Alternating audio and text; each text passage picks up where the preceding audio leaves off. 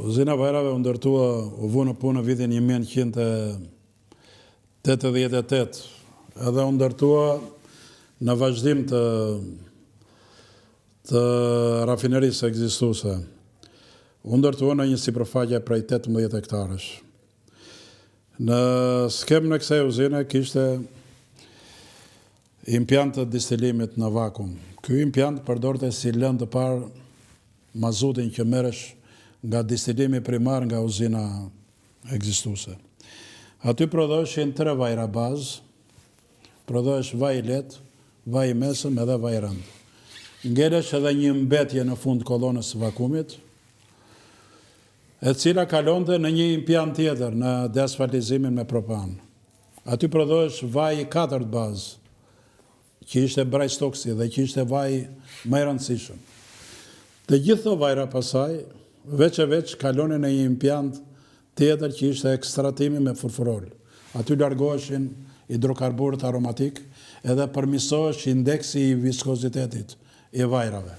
Indeksi i viskozitetit është parametri kryesor i një vaj lubrifikant, sepse tregon se si ndryshon viskoziteti i vajit në motorin e makinës kur temperatura ndryshon nga 40 gradë në 100 gradë.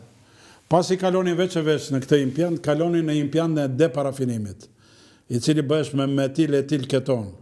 Aty largoheshin parafinat për të ullur temperaturën e ngrirjes së vajrave. Pas asaj kalonin në impiant hidropastrim veç e veç, që bëhesh largimi squfrit nga vajrat e lubrifikant.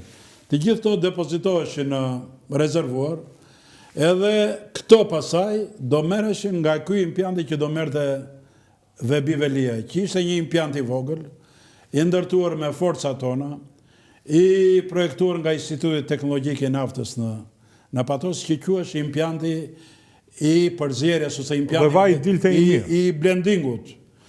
Vaj dilde special, neve vajrat në atë kohë i kemi dërguar, i përdorin ato saurrelat i kishim neve në atë kohë në terenet më malore. Edhe arrinte vaj që prodhohesh në Ballësh të shkonte 10.000 kilometra, edhe ruante karakteristika e tija. Por ama, uzinat e vajrave duhet punojnë me lëndë të para të zgjedhura. Atëre ishte nafta e cakranit. Nafta e cakranit ishte e përshtatshme për të prodhuar vajrave. Pasi vinin në impiantin e blendingut, këtu përziheshin në raportet caktuara, me fjalë prodhoheshin vajrat e gatshëm, edhe shtoheshin aditiv. Po pse nuk u bitis kjo punë, pse nuk u mbyll? Unë nuk besoj që ai do të bënte ndonjë gjë interesante. Këtë punë mund ta bënin shqiptarët atje. Jo, marketingu është i rëndësishëm. Ai impiant edhe sot ekziston, në qoftë se nuk e kanë prishur. Atë mund ta shfrytëzonin, ai kishte disa përziersa që punonin në vakum aty, bënin dhe largimin e ujit, punonin me 90 gradë edhe bënin përzierje. Pas asaj vajrat e gatshëm kalonin në një impiant që ishte me pastrimi me dhera zbardhus që rregullohesh ngjyra. Por kapaciteti i vajrave ishte 30.000 ton vajra në vit i projektuar, edhe u arrit që në vitin e parë të prodhohen 22.500 ton vajra. U prodhohen 16 lloje vajrash në fillim.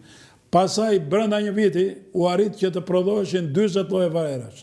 Edhe gama e vajrave mund të shtohesh, sepse bazë ishin këto vajrat bazë që prodhoheshin. Atëre, 22.000 ton, i thonë 22 milion lidra, nga $10 për litër, $220 milion kemi humbur. Punë e madhe, ajo, dëgjo, uzina e vajrave në Ballës sot Shqipëria konsumon rreth 10.000 ton vajra lubrifikant. Jo, unë po them 22.000 ton bët juve. Ne konsumojmë 10, po mund t'i eksportonim. Pra jam duke bra një për llogaritje të prafërt. Ne, si që humbëm Ballshin, kemi humbur dhe vajrat. Po pra, humbëm $220 milion. Uzina e gazit nuk punoj asnjë ditë.